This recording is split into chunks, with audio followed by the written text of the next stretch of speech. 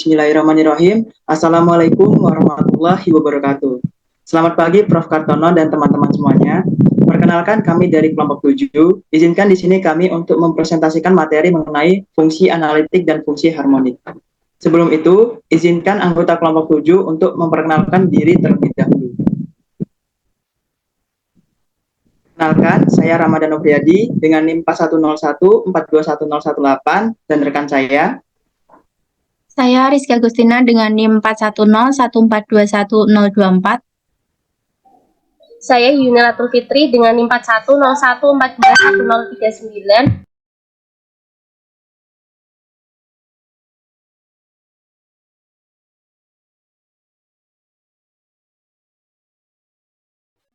Baiklah, langsung saja masuk ke materi yang pertama, yaitu fungsi analitik. Definisi yang pertama, diberikan fungsi f yang didefinisikan pada domain D dan Z0 di dalam D. Fungsi f dikatakan analitik di Z0 jika terdapat delta lebih dari 0 sehingga f terdiferensial di setiap titik Z elemen lingkungan delta dari Z0. Akibat definisi 1, dari definisi 1 dapat ditarik kesimpulan bahwa jika f analitik di Z0, maka f analitik di setiap titik pada suatu kitar Z0. Daerah definisi f dapat dalam definisi 1 adalah domain. Jadi, D terbuka sehingga ada delta lebih dari 0. Sehingga f terdefinisikan pada lingkungan delta dari Z0. Subset D. Fungsi f dikatakan analitik pada suatu domain jika f analitik di setiap titik domain itu. Contoh, yang pertama, fungsi fz sama dengan 1 per z terdiferensial di setiap titik kecuali di Z0. Jadi, f analitik pada domain C selain himpunan 0. 2. Fungsi gz sama dengan mutlak z kuadrat hanya terdiferensial di satu titik saja, yakni di Z0. Jadi, tidak mungkin fungsi g analitik. Yang ketiga, fungsi hz sama dengan x kuadrat ditambah iy pangkat 3 terdiferensial hanya di titik-titik pada garis y sama dengan x dan garis y sama dengan min x. Tidak mungkin dicari kitar suatu titik dan h terdiferensial pada kitar itu. Jadi, di titik manapun h tidak analitik. Contoh yang keempat, fungsi suku banyak. Analitik di seluruh bidang kompleks sebab di sembarang titik Z0 elemen C selalu ada kitar dari Z0, sehingga fungsi terdiferensial di setiap titik dalam kitar tersebut. Fungsi analitik di seluruh bidang kompleks disebut fungsi utuh. Jadi, fungsi suku banyak adalah fungsi utuh. Titik di dalam daerah definisi fungsi f, di mana f analitik disebut T-analitik. Definisi 2. Titik Z0 dikatakan titik singular dari fungsi f yang terdefinisi pada D subset C. Jika dan hanya jika f tidak analitik di Z0, yaitu A. F tidak analitik di Z0, yaitu untuk setiap delta lebih dari 0, terdapat Z1, sedemikian sehingga E elemen lingkungan delta dari Z0. Irisan D sedemikian sehingga F aksen Z1 tidak ada. B. Untuk setiap delta lebih dari 0, terdapat Z2, elemen lingkungan delta dari Z0. Irisan D. Sedemikian sehingga F analitik di Z2. Contoh, yang pertama, misal Fz sama dengan mutlak Z kuadrat. Maka Fz ada jika dan hanya jika untuk Z sama dengan 0, F aksen Z tidak ada untuk setiap Z tidak sama dengan 0. Akibatnya, Z sama dengan 0 bukan titik singular dari F. Sehingga, karena sifat B tidak dipenuhi, walaupun F tidak analitik di Z sama dengan 0. Contoh yang kedua, misal Fz sama dengan X kuadrat min dikurang Y kuadrat, fungsi F aksen Z adalah ada hanya untuk Z sama dengan X min IX. Maka Z sama dengan X min IX bukan titik singular dari F. Karena sifat B tidak dipenuhi walaupun F tidak analitik di Z sama dengan X dikurang IX. Contoh yang ketiga, misalkan Fz sama dengan 1 per Z kuadrat dikurang 1, fungsi F tidak kontinu di Z sama dengan 1, sebab limit Fz sama dengan plus tak hingga untuk Z mendekati 1, jadi F tidak analitik di Z sama dengan 1. Dengan cara yang sama, F juga tidak analitik di Z sama dengan min 1. Fungsi f aksen z untuk z tidak sama dengan 1 dan z tidak sama dengan min 1, yaitu f aksen z sama dengan min 2z per z kuadrat min 1 kuadrat. Untuk z tidak sama dengan 1 dan z tidak sama dengan min 1, jadi z sama dengan 1 dan z sama dengan min 1 merupakan titik singular fungsi f. Selanjutnya, syarat fungsi analitik. Kekontinuan dan keterdiferensialan di suatu titik adalah syarat perlu agar fungsi analitik di titik itu. Tetapi jelas bahwa syarat itu sudah cukup. Dipenuhinya syarat Cauchy-Riemann di suatu titik oleh suatu fungsi tidak cukup untuk menjamin fungsi analitik di titik itu. Selanjutnya, sifat fungsi analitik. Jika f dan g didefinisikan dan analitik pada daerah definisi yang sama D, maka yang pertama F tambah G, F kurang G, F kali G, F per G juga analitik pada D, kecuali di titik di dalam D di mana nilai fungsi menjadi 0. Yang kedua, jika F didefinisikan dan analitik pada daerah D dan G, analitik pada daerah E yang memuat FD, maka H sama dengan F bundaran G analitik pada D. Jadi singkatnya, komposisi fungsi analitik adalah analitik. Contoh, buktikan bahwa GZ sama dengan ln R tambah I Pi untuk Z elemen E. Sama dengan Z untuk Z R cis Pi, R lebih dari 0, Pi lebih dari min Pi kurang dari Pi. Analitik pada E. Kemudian buktikan bahwa FZ sama dengan Z tambah 1, maka HZ sama dengan GFZ. Analitik untuk Z elemen D sama dengan Z untuk real Z lebih dari min 1. Bukti. Jadi GZ sama dengan U R, Pi ditambah IV R, Pi dengan U sama dengan ln R dan V sama dengan Pi untuk Z elemen E.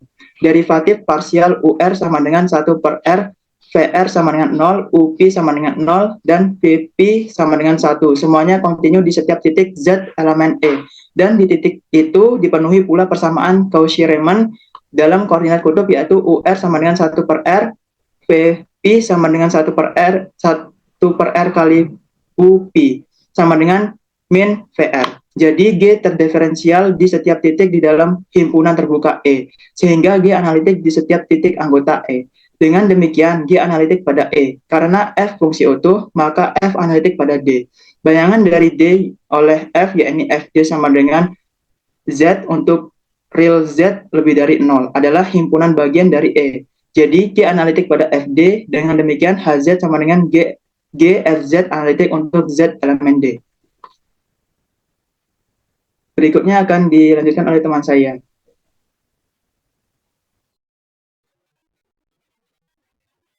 Baik, selanjutnya teorema 1. Jika f aksen Z sama dengan 0 di setiap domain, maka Fz konstan pada D. Buktinya, karena f aksen Z sama dengan Ux x, y ditambah Ivx x, y sama dengan Vy x, y dikurang I Ux x, y sama dengan 0 pada D, maka Ux, Uy, Vx, dan Vy identik 0 pada D. Karena diketahui D suatu domain, yakni himpunan terbuka dan terhubung, maka menurut teorema dalam kalkulus, U dan V konstan pada D. Jadi, Fz konstan di seluruh D. Next. Kemudian fungsi harmonik. Diberikan suatu fungsi Fz sama dengan Ux, y ditambah Ivx, y yang analitik pada domain D. Jadi, dalam D berlaku persamaan Cauchy-Riemann yang mana do U per do X sama dengan do V per do Y menghasilkan persamaan pertama. Kemudian do U per do Y sama dengan negatif do V per do X menghasilkan persamaan kedua. Maka turunan dari persamaan Cauchy-Riemann-nya, do kuadrat U per do Y do X sama dengan do kuadrat V per do Y kuadrat. Do kuadrat U per do X do Y sama dengan negatif do kuadrat V per do X kuadrat. Dari kedua persamaan tersebut didapatkan persamaan do kuadrat V per do X kuadrat ditambah do kuadrat V per do Y kuadrat sama dengan 0. do kuadrat U per do X kuadrat sama dengan do kuadrat V per do X do Y. Selanjutnya, do kuadrat U per do Y kuadrat sama dengan negatif do kuadrat V sama dengan do Y do X. Dari kedua turunan ini menghasilkan do kuadrat U per do X kuadrat ditambah do kuadrat U per do Y kuadrat sama dengan 0. Dari persamaan 3 dan 4 disebut persamaan Laplace. Next.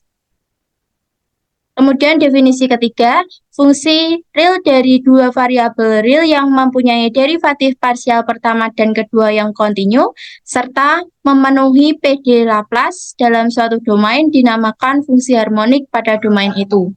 Tadi PD Laplace-nya ada dua, yaitu do kuadrat U per do X kuadrat ditambah do kuadrat U per do Y kuadrat sama dengan 0, dan do kuadrat V per do X kuadrat ditambah do kuadrat V per do Y kuadrat sama dengan 0. Teorema 2. Jika sebuah fungsi fz sama dengan ux, y ditambah i v x, y analitik pada suatu domain D, maka u dan v harmonik pada D. Buktinya, karena f analitik, maka f memenuhi persamaan Cauchy-Riemann, yang mana ux sama dengan vy dan uy sama dengan negatif vx. Selanjutnya, diferensialkan kedua sisi dari persamaan Cauchy-Riemann di atas terhadap x, sehingga diperoleh uxx sama dengan vyx dan uyx sama dengan negatif vxx.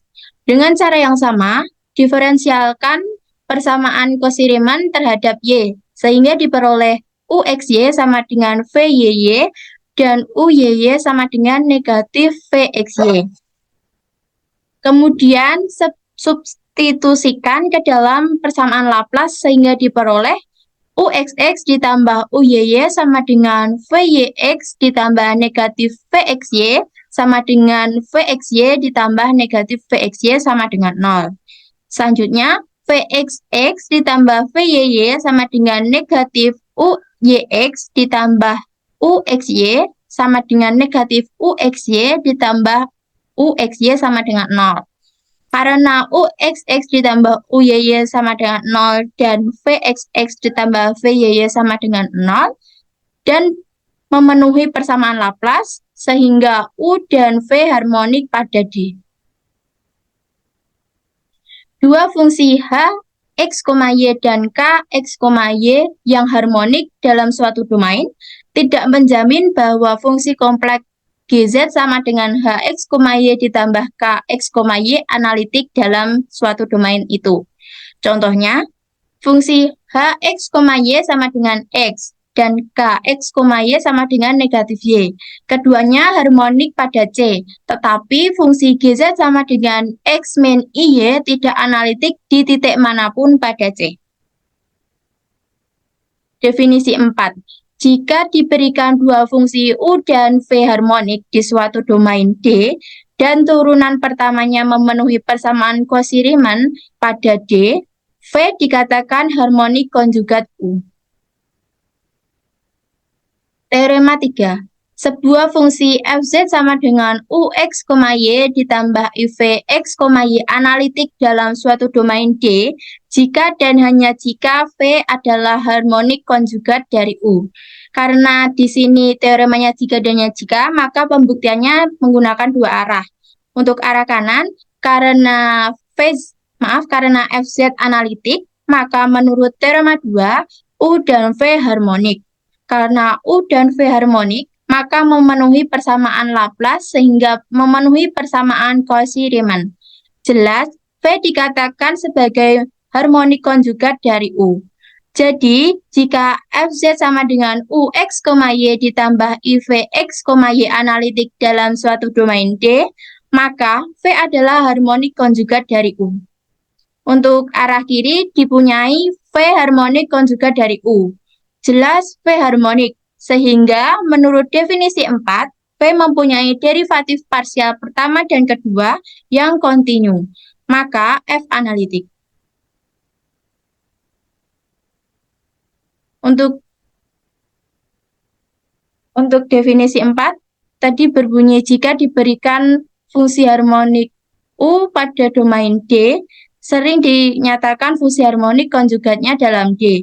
Dengan kata lain, ditanyakan fungsi V sehingga V sama dengan U ditambah IV analitik pada D. Konstruksi fungsi analitik jika bagian real U-nya diketahui. Untuk langkah pertama, periksa apakah UX, Y merupakan fungsi harmonik. Jika UX, Y bukan fungsi harmonik, maka tidak ada fungsi analitik. Tetapi jika UX, Y fungsi harmonik, lanjutkan ke langkah yang kedua, yaitu menghitung do U per do X dan do U per do Y. Langkah ketiga, pilihlah V sehingga do U per do X sama dengan do V per do Y. Langkah keempat, dari do V per do Y, konstruksi menjadi Vx, Y sama dengan integral do U per do X dy plus cy, plus cx. Dari langkah keempat dilanjutkan ke langkah kelima, yaitu do V per do X sama dengan integral do U per do X dy plus cx sama dengan negatif do U per do Y. Hal ini ekivalen dengan do per do X integral do U per do Y. Hal ini ekivalen dengan do per do X integral do U per do X dy plus C aksen X sama dengan negatif do U per do Y. Dari langkah kelima diperoleh C aksen X, sehingga konstruksi dari langkah kelima diperoleh C aksen X konstruksi dari CX, sehingga diperoleh FZ sama dengan UX, Y ditambah IV X, Y. Selanjutnya akan dijelaskan oleh rekan saya. Baik, terima kasih Tina. Selanjutnya adalah contoh soal. Contohnya yaitu buktikan fungsi U, X, Y sama dengan 4X, Y pangkat 3 dikurangi 4X pangkat 3Y harmonik di seluruh bidang X, Y, dan tentukan fungsi V yang harmonik konjugat dengan U. Bukti yaitu U, X, Y sama dengan 4X, Y pangkat 3 dikurangi 4X pangkat 3Y dipunyai do kuadrat U per do X kuadrat ditambah do kuadrat U per do Y kuadrat sama dengan 0. Syarat U harmonik yaitu memenuhi persamaan Laplace UX sama dengan 4Y pangkat 3 dikurangi 12X kuadrat Y, do kuadrat U per do X kuadrat sama dengan UXX sama dengan minus 24XY, kemudian UY sama dengan 12XY kuadrat dikurangi 4X pangkat 3. Do kuadrat U per do Y kuadrat sama dengan UYY sama dengan 24XY. Do kuadrat U per do X kuadrat ditambah do kuadrat U per do Y kuadrat sama dengan min 24XY ditambah 24XY sama dengan 0. Jika V harmonik konjugat dari U, maka F sama dengan U ditambah IV analitik pada C. Jadi, di setiap titik X, Y dipenuhi persamaan Cauchy-Riemann.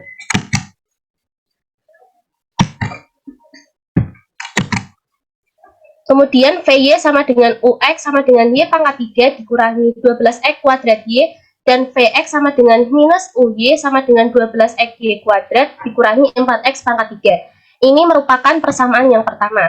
Dengan memandang X tetap dan mengintegralkan terhadap Y persamaan pertama diperoleh V sama dengan Y pangkat 4 dikurangi 6X kuadrat Y kuadrat ditambah GX. Ini merupakan persamaan yang kedua. Mengingat persamaan kedua dari 1 harus dipenuhi, maka Vx sama dengan Vx. Ekuivalen dengan minus 12XY kuadrat ditambah Q aksen X sama dengan 12XY kuadrat dikurangi 4X pangkat 3. Ini menjadi persamaan yang ketiga. Ekuivalen dengan G aksen X sama dengan 4X pangkat 3. Ekuivalen dengan GX sama dengan integral 4X pangkat 3 dx sama dengan X pangkat 4 ditambah C. C merupakan konstanta real. Dengan demikian, dari persamaan 2 diperoleh V sama dengan Y pangkat 4 dikurangi 6X kuadrat Y kuadrat ditambah X pangkat 4 ditambah C.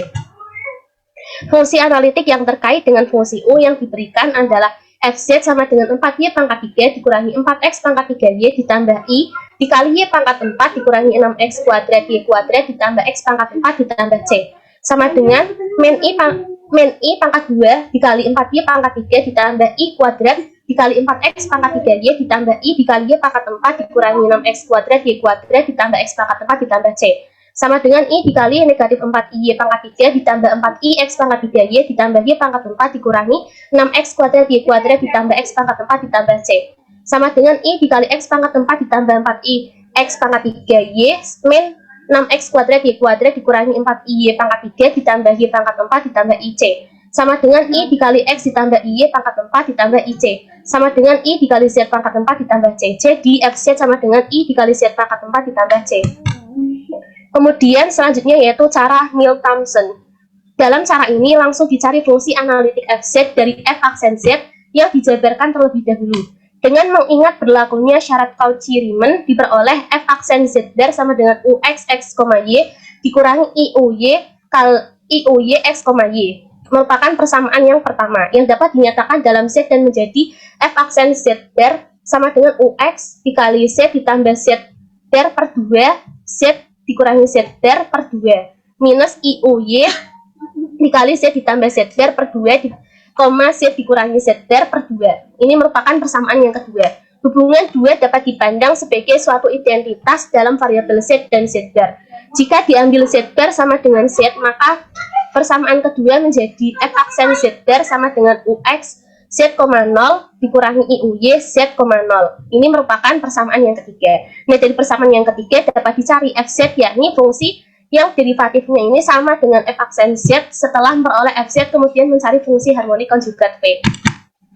Kemudian contoh yang kedua yaitu diketahui fungsi U, X, Y sama dengan 4X Y pangkat 3 dikurangi 4X pangkat 3Y harmonik di seluruh bidang XY. Tentukan fungsi V yang harmonik konjugat dengan U.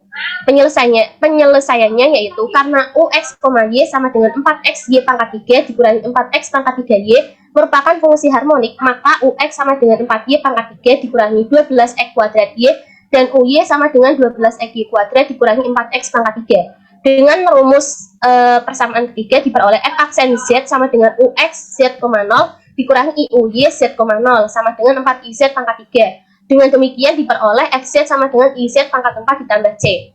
Untuk memperoleh V ditulis FZ sama dengan I kali X ditambah Y pangkat 4 plus C. Sama dengan 4X Y pangkat 3 dikurangi 4X pangkat 3Y ditambah I dikali X 4 dikurangi 6X kuadrat Y kuadrat ditambah Y pangkat 4 ditambah C.